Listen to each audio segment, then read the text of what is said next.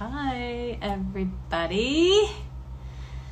I will wait. Oh yeah, I gotta get my thing in here. Gotta do my little pinned comment. Yes. Okay, boom. Now I gotta try to... Oh no.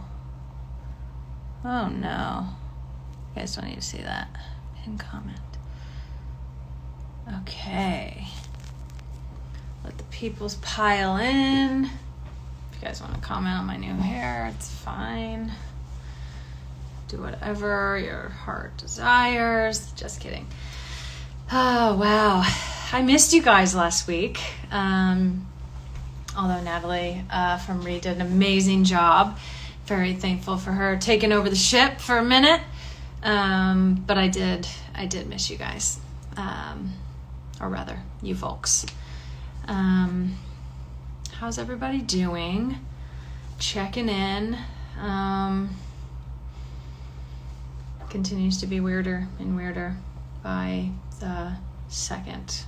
So if you're not doing okay, that is all right. Also, we have an incredible guest today, and it seems the perfect timing for someone like Alex-Elle. Just absolutely incredible. She is an author. I'm going to read off my thing because I don't want to mess anything up. She is an author. She's a wellness consultant. She does workshops and retreats, assisting others to find their voice via storytelling and poetry writing, rooted in truth without shame. Truth without shame. A lot of her work is centered around women and girls, and the idea of truth without shame I don't think can be understated when we talk about the things that women deal with, and then you look at the intersectionality if you're talking about a woman of color or a trans woman, the idea of storytelling rooted in truth without shame is kind of amazing. I'm saying that over and over, and I want that really to sink in with everyone as we go into this conversation. She's an author. Her books include After the Rain, Neon Soul, Today I Affirm. She also hosts a podcast called Hey Girl. I recommend that everyone checks it out. And now, of course, for always the most fun part of trying to get her in there.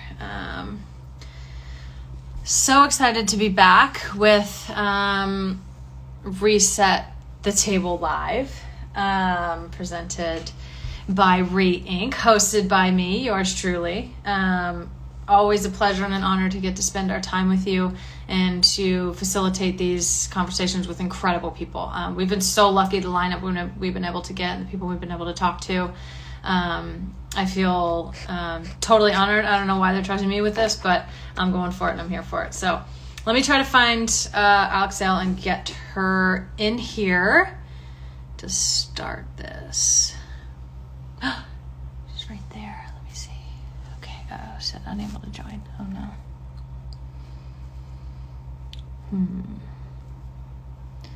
no. Alex, if you are in here and want to drop a little hello. Oh, wait. Let me see if there's a request in your view. It says you're unable to join. This is just the technical difficulty of the day. Technical diff of the day. Standard. Yeah, maybe drop a hi in there so I can see. Let me get these moving. These things moving. Okay, you requested. There you are. Let me see. I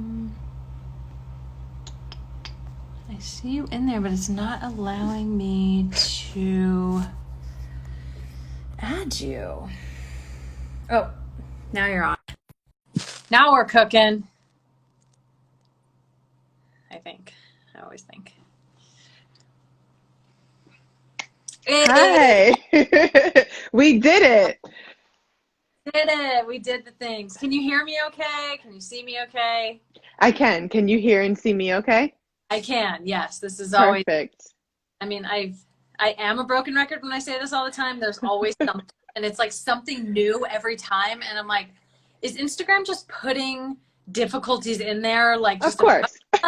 like, what's the deal here? Alex-Elle, welcome to Reset the Table Live. Thank you so much for being here. I am so excited to be able to talk to you, and we as a company are so grateful for your time and for you spending this time and putting your energy towards this. So thank you and welcome. Thank you for having me, and you can call me Alex. That's fine. It's an honor to be here, and I can't wait to dive in. I feel like there is no better time to talk with someone whose life work is wellness, and specifically women and girls. We are going through. There's no words for the time. I keep trying to find words for this time, and I'm like, there's just nothing. It's really quite incredible and stunning every single day. How are you? I mean, it seems crazy. I don't have another way to ask. Wholly just not good enough for this moment. But how are you, and how has the sort of pandemic been, and national uprising and all? How's this sort of moment landing on you, and how are you feeling? So today I'm good. So I answer that on a day by day feeling, basis. Today I'm good. And it's a really intense time. And me as a Black woman, I think I am leaning deeply into moments of rest. I feel like I've talked so much about this recently, but like really moments of rest, celebrating the little joys that show up, and also letting myself be a hot mess if I need to be, let my emotions spill out on the floor. And also just not try to find the answers and reasons behind certain things, and just kind of be with the moment. So that's how I'm moving through things right now. I'm home. I have 3 children and a husband. So we're all just trying to like be in flow, and, we're good today. Yeah. Hey, that's good. And you're in the DC area, right? Is that where you're based out of? How are the kids handling it? Or how are you handling the kids? And all my friends, all my parent friends and people who have kids are just like, basically on a day-to-day, hour by hour basis, like we were minute by minute basis. It's, they're good. I have, I have a 12-year-old, a 2-year-old, and a 10-month-old, almost 10-month-old. So we have an array of ages. Our oldest, she really misses the social interaction of school. She had to finish 6th grade from home, and that was a bit of a challenge. Just because she just misses her teachers and her friends. And our 2-year-old is a busybody, and it's been interesting trying to like burn that toddler energy, but she is potty training this week and it's going well. So like that's a small joy, and that we are celebrating, and the baby is just, going with the flow. So we're all just hanging in there.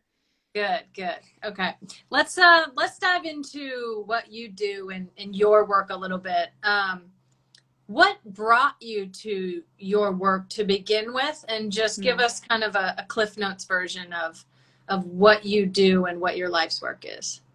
So I like to tell people what I do. I'm an author, so I write books for a living, and I also facilitate people in getting closer to their voice through writing practice.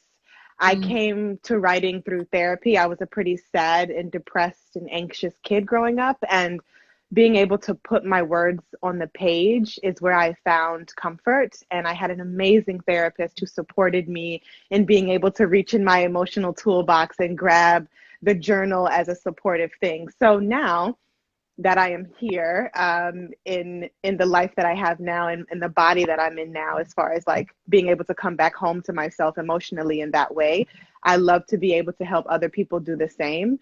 So that's what I do. I'm an author and a facilitator of others finding their voice through writing practice. You talk a lot about truth without shame. And as I was doing my research for this and reading more about you, that just kept coming for me, and it just kept like hitting me like a ton of bricks. I think particularly for women of color, but women in general, there's so much about what we learn growing up and in our daily lives that shames us. That's like, don't be too this, don't be too that, don't be too loud, be cute, not too cute, do this, don't do that. Oh, your pain, even just the way we manage pain. We don't believe Black women's pain. We don't believe women's pain from like a physical level. And so there's so much internalized by the time we even know that it's being internalized and affecting us in these ways. Can you talk us through a little bit about your process of writing in Truth Without Shame, or just even talking to people about that? Because it's like the traumas that women feel, the traumas themselves are the traumas, and then there's the traumas that we almost do to ourselves in certain ways that is just, we can't even ever get to this trauma because, you know, we have this sort of society inflicted kind of shame in ourselves. I think for me, it is being okay with sharing my story and not feeling like I'm a victim for sharing my story. And that's really where it started for me, and being able to know that everything that I've gone through has molded and shaped the woman that I am today. And not everything has been great. I mean, a lot of stuff has been really challenging. And for a long time, I didn't want to talk about certain things. I didn't want to lean into that because it's uncomfortable. Like, who wants to face the things that are like, you know, kicking their ass?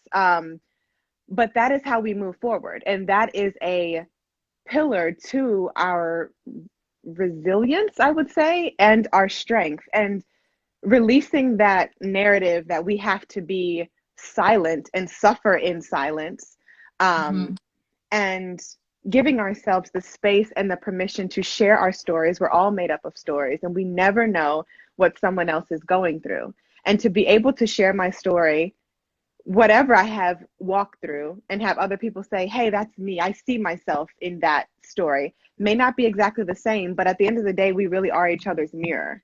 And that's what I mean by truth without shame. I mean that we can see each other in our stories. I mean that we have the power to stand tall in the things that may have knocked us down. And I think that that's really important, specifically for women, Black and brown women, and trusting that we don't have to hold things and carry things forever and always. We can start to put our baggage down and see what grows from that. Oh, I love that. Put the baggage down. That's so, it is sort of the idea of the Me Too, not just the movement, but like, oh yeah, I feel that, I have felt that too. And it's something, it's an interesting concept. I find this in a lot of different parts of society and the way we sort of operate as a society. It's like every individual knows perfection doesn't exist. We're all a hot mess. No, sometimes you look like a hot mess. Sometimes you just are a hot mess. Sometimes you're not a hot fucking wreck. Right. And so, yeah, that we all personally know that we're complicated, and we have stories, and we have baggage, and we have good things and bad things. But as a society, we judge everyone on like this perfection. How do you approach that in your writing and in your wellness work with people, to just, like you said, kind of ditch the baggage? But that's difficult because the whole world around us reinforces this sort of perfection all the time, when really everyone's like, this is fucked up, right? Right. Perfect. So something that I say to folks, and I say to myself, is that perfection isn't welcomed here. I'd like to see your flaws. Because it is when we see our flaws that we're able to be like, yo, I don't have to be perfect. If I was perfect, then life would be easy, and life wasn't meant to be easy. Now, I do not think that we are meant to struggle through life, but there will be struggles. And the reason why I'm a strong believer that our struggles can shape us is because firsthand, I know what it's like to be just down and out and unsure and sad and miserable and not wanting to be here anymore, and then still trying to find a way to stand tall and stand in my power. So being flawed, in fact, is standing in our power. we can relate to each other when we are our authentic selves. So especially when I'm teaching, I tell folks, you don't have to be perfect on the page. You don't have to show up perfect in this work. And if it was perfect, it'd be boring. So like, how do we get curious about our flaws and decide to band together and lean in a little deeper and be like, hey, so what is that about anyway? And I just want more people to do that. It's hard. It's scary to face our flaws. It is scary, but I mean, it makes us who we are. Yeah, it really does. I find that I've only sort of consciously come to this, as my girlfriend has pointed it out to me a number of times, that like before you can embarrass me or point out a flaw in me, like I've already said it. Or like if I'm wrong or something, I'm just like, yeah, I'm wrong. Like I did that wrong. Or I'm sort of like, it's hard for me to get embarrassed because I think I've in a way learned to sort of flip that on its head and use that as a power of like, I'm not perfect and I'm not trying to be perfect. And so I can use that. And it's not it is a defense mechanism in a way, but it's not like I'm just going to put this wall up around myself. Right. I'm like, show you the whole thing. I guess if you don't like it, I don't like your loss in some way.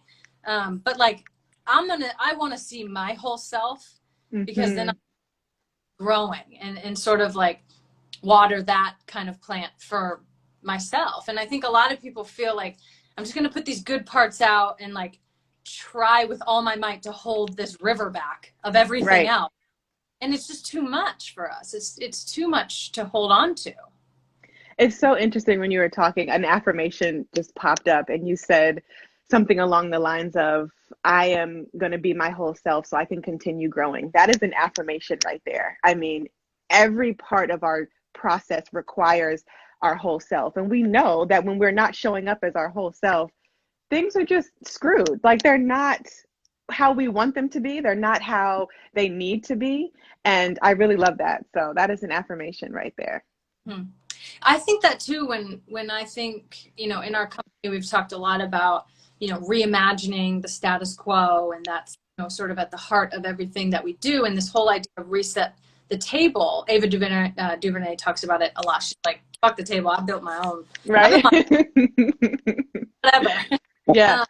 But it's like, even the whole idea around diversity and inclusion and all of that, like, it's not just to have people at the table. The whole idea is to get the whole story.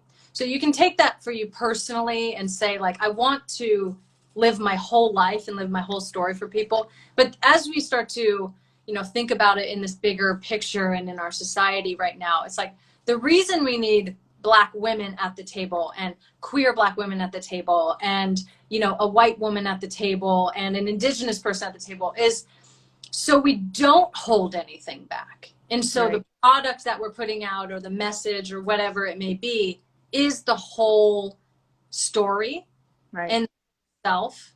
And like, do you think about that in your writing? Like I'm going to try not only in your own personal writing, but in what you encourage people to do. Like you're actually going to get a better product out of it if you just sort of let it all rip, I guess. Yeah, no, I feel that. And I think we all need each other. And I think that we all have something to say. And I also think that as a Black woman, all I can do is continue to show up as my full and whole self and speak my full and whole truth, and in hopes that that encourages other people to do the same thing. So if we are all kind of leading by example, that's really where the authentic growth comes from. And I think that more and more people should be doing that. That is what builds community. That is what pushes us forward. And be better at listening, really listening, not listening to respond, but listening to take it in. And I think that is something that's really hard for a lot of people to do, to listen and not respond or react, but truly to just sit with what the other person is saying. Yeah. Listen to learn, not listen to like. Listen to learn. Yep. Get your point in. Yep. So I pinned a question, excuse me, at the bottom here. As a Black woman right now, the answer to this question is probably everything. What or who drains your spirit, and what can you or we do to counteract that? We would love to hear from you on, you mentioned earlier about finding those moments of rest, particularly for Black and brown people right now, particularly for women.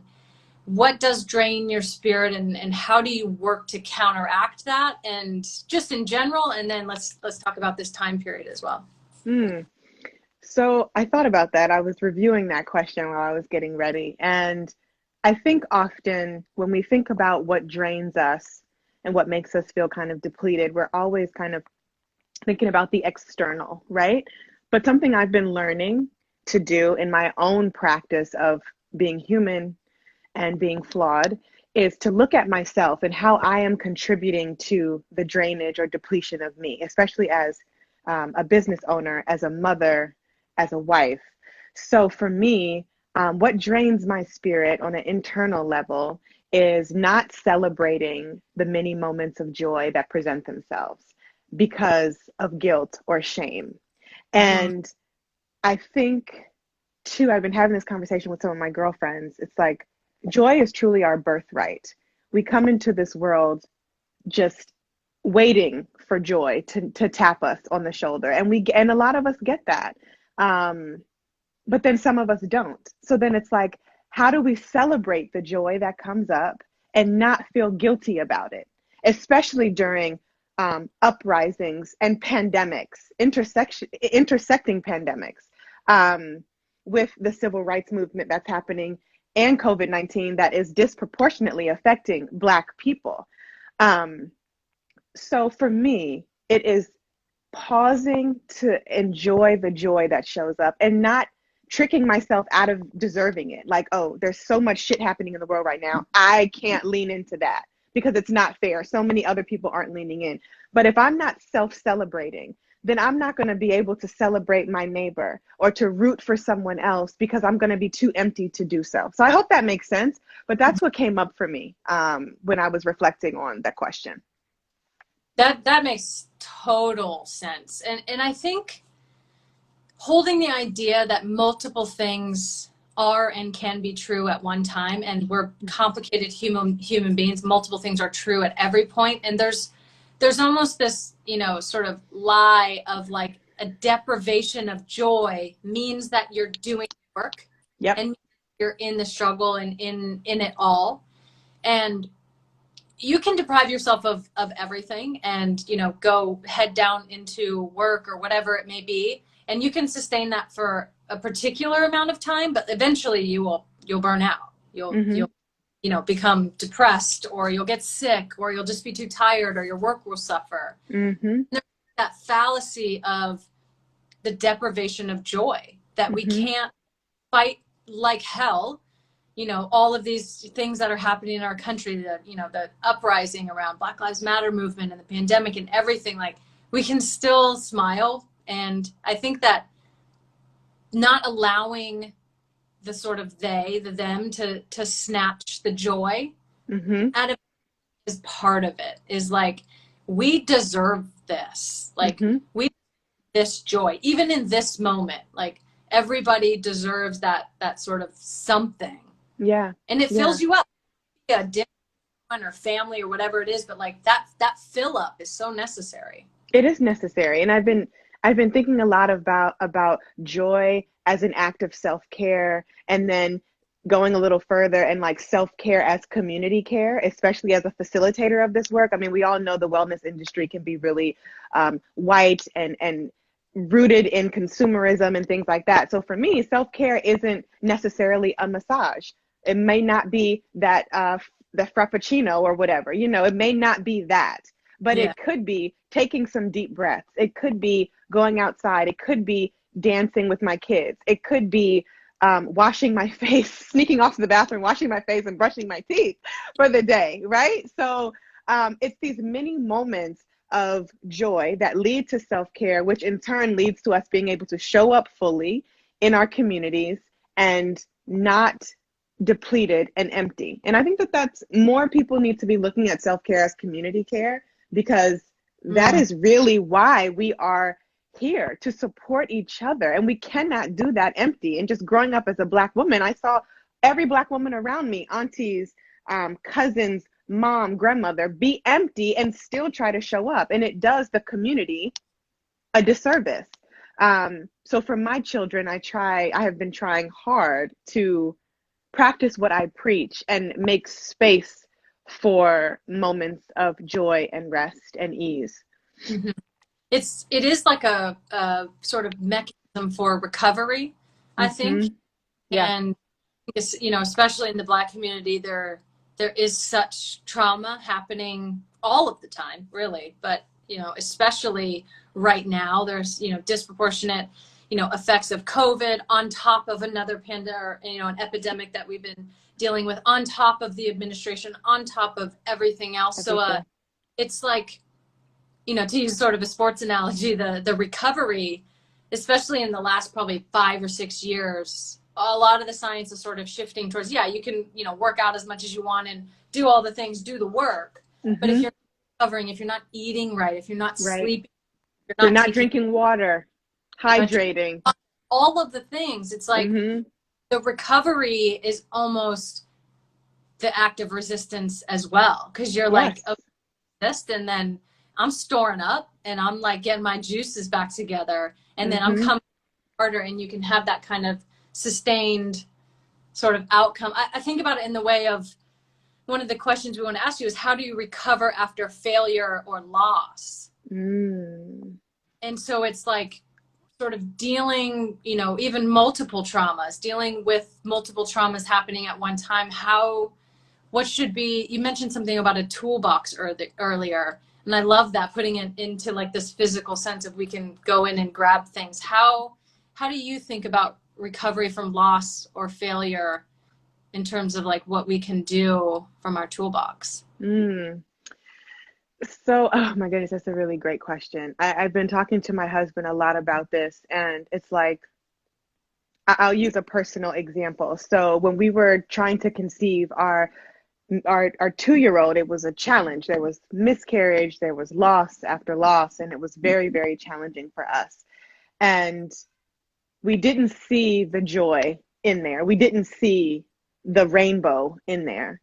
And then she happened, and it was like this breath of fresh air. It was like our dream come true. It was the rainbow after the rain. And the breathing, truly, I know that sounds so kind of like silly, but the breathing and coming back home to myself through breathing is pivotal. That is how I recover through everything now. I come back home to my breath, because even if I cannot control, which we can't, external things like getting pregnant when we wanted to get pregnant, or the uprising happening, or the losses going on in our own personal spaces or in our community, we can always come back home to our breath. And as long as we have breath in our body, that has really been my mantra. Like, as long as I'm alive, I'm good. And I know that may sound so surface level, but at the end of the day, being alive is a blessing, because when we're dead, we're done. Like, we're literally done doing the work, right? Yeah. So it's like, how do we recover? Our asses are gonna be kicked for as long as we live. There's gonna be something that comes through and knocks us down. And how do we get back up? We try again and give ourselves permission to start over, and to know that it's not always going to be sweet. It's not always going to be perfect, and things are going to be really hard. And an act of resilience here is, what can I do right now to stand in my power, to be in my body? And for me, that's to breathe. I love that. I think of that, like you just said, we're going to get our asses kicked over and over. It's just a constant. It's just a thing. It is a thing. It's happening. To think about that when you have multiple traumas happen, or a one persistent trauma. So if we talk about a sexual assault victim or survivor, we talk about just being Black in America, or being a Black woman in America, or being gay in America, or whatever it is. What do we do about persistent trauma like that? That's a really hard question to answer in that general form because I find that I know that everybody's experience is so different. Hmm. And um, for me, I mean, I keep saying for me because I don't ever want to give someone advice that's like, I'm not a psychologist. I don't know what's going to work for someone else. I know what's going to work for me. Hmm. And but what I will say is like have breathing in your emotional toolbox.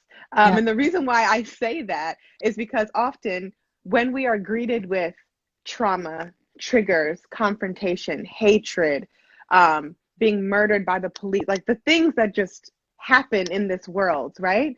We often hold our breath. Yeah. And this is not like this woo woo, like yoga, granola. No, like for real. Like we hold our breath. So Trigger mode. like I know for me, when I get activated emotionally, I'm like I can't even breathe. And when you can't breathe, clearly your clarity is not there 100%.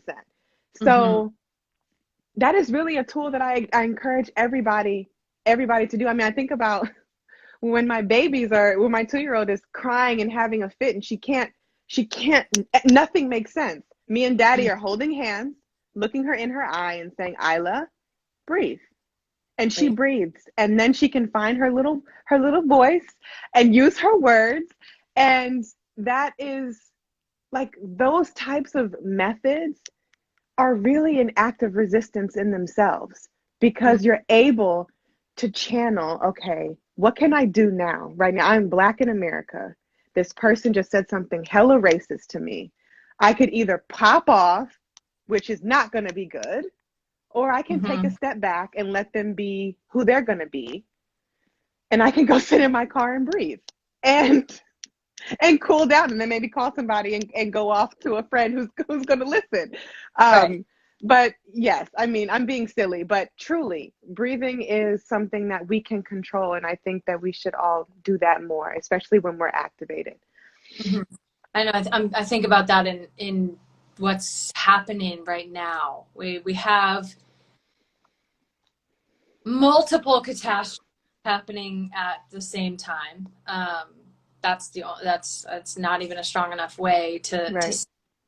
We also have a, and I would love for you to speak on sort of grief and mourning a little bit. Mm, We're having we're ignoring our collective grief and our collective mourning right now mm, in this country, and some of it maybe is just out of a fight or flight necessity, but I think a lot of it is out of just an unwillingness to want to engage right. with the pain that is happening, whether that's COVID or the civil uprisings happening or what we're seeing. I think a lot of things have been stripped really bare, and it's really exposing for a lot of people. And I think, I think white people are, a lot of us feeling bad in this moment. Like we Mm-hmm, haven't done anything before, and now we're doing this.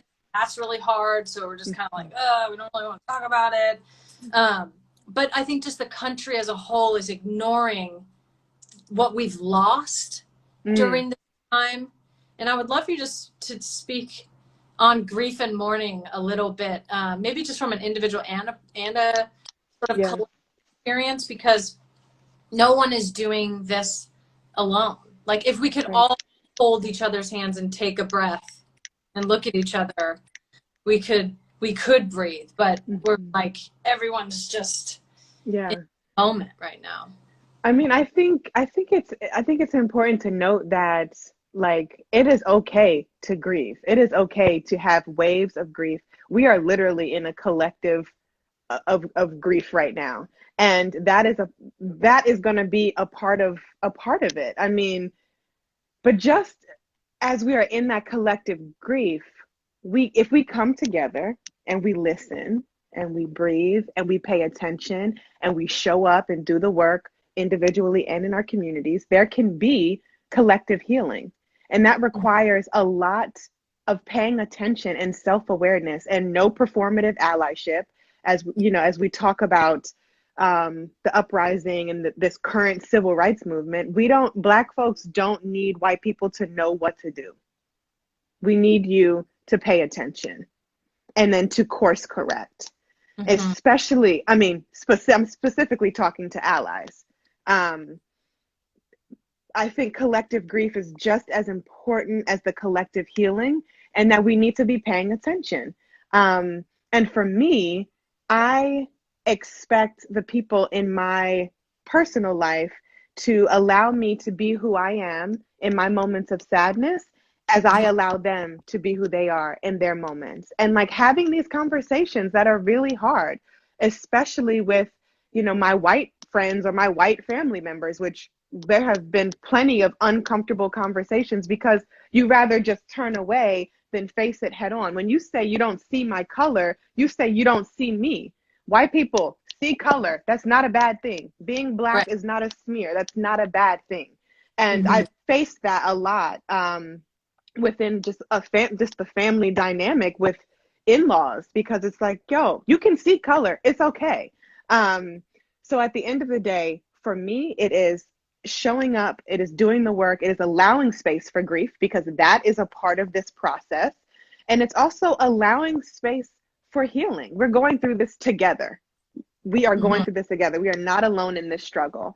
And being more open about that, and not wanting to turn a blind eye because you didn't do anything or you don't know what to say that. I would rather you say, I'm sorry, I don't know what to say right now, than not say anything. And that goes for whatever is on the table. Addressing it, acknowledging it, and being aware is important. I think so too. One of the most amazing things I ever heard, I don't know if it was a quote, I don't even know who it's from. But it was basically like, when you don't know what to say, if someone's in grieving or in mourning, or, they've gone through something, and there's really nothing that you can say. Right. No words, but the only thing you can say is, I see you, I hear you, I'm here for you. Mm-hmm. Like, that's not anything radical, really, but like, you look them in the eye and you're Mm-hmm. like, I don't know what to do either, but like, I see you're in pain. Mm-hmm. And so I'm just going to acknowledge that for you. And I'm going to see that for you and just allow you to have that space. I'm not going to Yep. ask how you are. You're not well, clearly. Right. Clearly. Right. Yeah. Hey, like, I'm good. Thanks. Like, I just thing, Right. And I think about that. You just said something that made me think of, like, all of us going through this right now, and not, it's like, if America were a person, America isn't allowing its full story to come. Its whole self is, it's trying to hold back Mm-hmm. our true history, and it's an avalanche, and we can't hold it back. And so it's just this struggle, this refusal to just say, like, as America, as a person, like, I was wrong, clearly. Mm-hmm. I haven't been what I said I was going to be. And so almost looking at it that way, specifically talking about, the racism, and just our whole society is built on chattel slavery and the expectation of people at its core. That is how we became the nation that everybody loves to be like, oh, America's so amazing. Like, that's how we became this nation. And so how do we get people to be more comfortable just saying, like, it's okay. It doesn't mean you're a bad person, you specifically, but like, if you know our history and then you're still not doing anything about it, and you're still holding parts of that story back, how do we start to let people know, or encourage people, or give them tools to start letting some of those other things out, and start letting that full story out? I mean, I always go back to, pen and paper as a writer. And I would ask, am I being honest with myself? I would write that down on a piece of paper and ask that question. And I think that self-reflection is absolutely necessary for any type of work, specifically rooted in activism and advocacy, period. So if you can't be honest with yourself, there is no way you can show up and be honest in your community. It doesn't work that way. There has to be truth and transparency and authenticity around the board. Mm-hmm. I think I've obviously been thinking a lot moments, you know, regarding the civil rights uprisings, and, you know, thinking like, what is it going to take? What is it going to take for white people? And it's like, I think white people are more ashamed of themselves than they are rooted in these old ways, and they're ashamed that they're part of it, and so choose to just kind of stay in the old way. Whereas coming back to this, what you said, truth without shame. I think people are ashamed and they're not allowing themselves to move forward in working on it. Can't even admit it. And that's the first step, is admission and awareness. Goes against a lot of what we learned and a lot of what we have come to know of ourselves, or we like to think we know of ourselves or our country. How do you approach like deep shame with people? Oh man. I think that kind of links back to the flaws. Like, we're human beings, we're flawed. And if you have deep rooted shame, you need to be addressing it. And I think that the only way to do that is through honest self-reflection, whether that means you need to go get support from a mental health practitioner. I don't know, but you have to address it. Like, there is no way that you can move forward without addressing certain things and without looking at certain things and saying, yo, that is crap. Like, that is absolutely not okay, has never been okay. And that goes for this and everything else. If you just turned a blind eye and ignore things, how is that making anything better? Unless you don't want to make things better. And I would rather you say, I like how things are. I don't want to make things better. Because then you're not being performative. You know what I mean? And I would much rather your honesty in that regard than trying to just be like, oh, I don't see anything, because you see exactly what it is. And me as a Black woman, it's not my job to try to get white folks to understand where they need to be self-aware. Like, I'm just not interested in doing that. But I am interested in giving folks the tools to reach in their emotional toolbox and say, hey, try that. And then you have to do your work. I can't do your work for you, period. Right.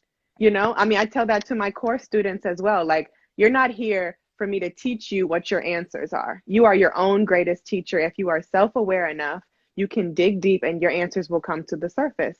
And I find that that is true for a lot of things when we are rooted in self-awareness. Yeah, let's take it to your students, specifically to your sort of on the younger side girls. What do you want them to know about not only themselves, but the world they're growing up in and what is possible for them? What do you tell them? Well, I have a young girl here. She's 12. She'll be 13 in November. So I'm going to, you know, I talk to my daughter like I would, you know, a mentee. I mean, I am who I am to her in motherhood, who I didn't have. So it's very important for me to make sure she knows what her power is and what her voice is. And you can totally be whatever you want in life, but not if you don't work for it, you know? So I think that making sure that young people know that if you want to do X, Y, and Z, you have to show up and do the work. If you want to be who you say you want to be, you have to show up and do the work. And what that means for Charlie, her name is Charlie. What that means for Charlie, she's an artist. That means practicing. That means being confident. That means asking for help. That means saying, I don't know, and trying to figure out your why. So I think that can go for, you know, that goes for myself too, a lot of the time. As I parent my children, I parent myself. So I think it's really important that folks understand that showing up and doing the work is absolutely required for the life that we want to live and create and the legacy that we want to leave behind. I was reading about your, the thing you do, the I am. And I love to use it in both, whether you're, say, just for the simplicity of it, being nice or being mean. Yeah. I am, and still, the charts. Like, you know what? You are a nice person and you are a kind person, and you sort of like reaffirm those positive things, trying to get down to the root of of what is happening. I think the example I read about was your daughter was being bullied on the bus. Mm-hmm. Can you take us to the I am? I feel like that's just a personal practice that people can use. Yeah. It's like, you know when you're being mean, you know when you're being rude, you know when you're being nice, like, you know when you're doing those things. And it's kind of that step back of like, who am I and what do I want to be in this? Mm-hmm. I mean, the affirmations are something that I hold really close, for myself in my own personal writing practice and in this house. And also, as I teach folks, and people always are like, Alex, these are so dumb. Like, I don't want to write I can't, I don't want to do that. This is silly. But then by the end of it, they're like, I didn't even know I thought that about myself. I didn't even Yeah. know I could access that part of myself. And a lot of times it's like it starts off kind of negative, especially from my students who are working through certain, emotional things. It'll be negative, and then by the end of the course, they're like, my affirmations have turned positive. So what I encourage people to do, and on my website, I have free writing practice for the community that has a bunch of different things that folks can dive into. But you just write, I am, I can, I will, and then you fill in the blank.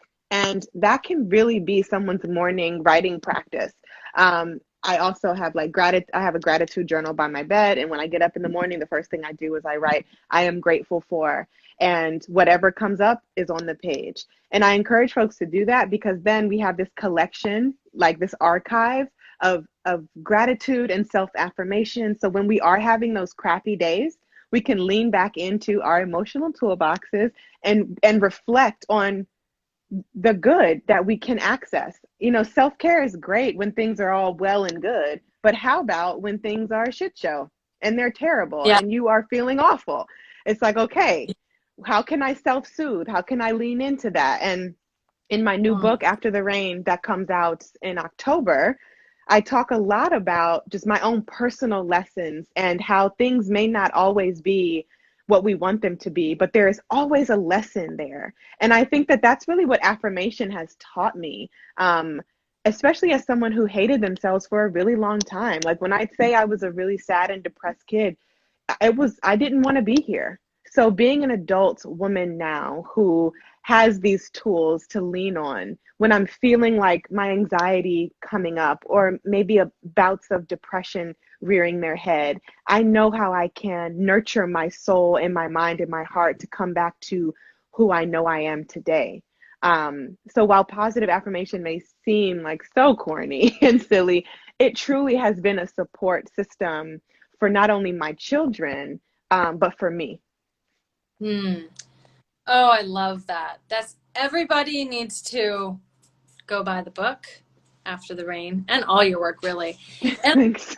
via you, obviously, you just told everyone to do it, but I'm going to start doing that. I am, I can, I will. I love that. I am, I can, I will, I deserve. Mm-hmm. I don't have much problem with that one. I'm like, I deserve it. I deserve it all. Thank you. Yeah, oh gosh.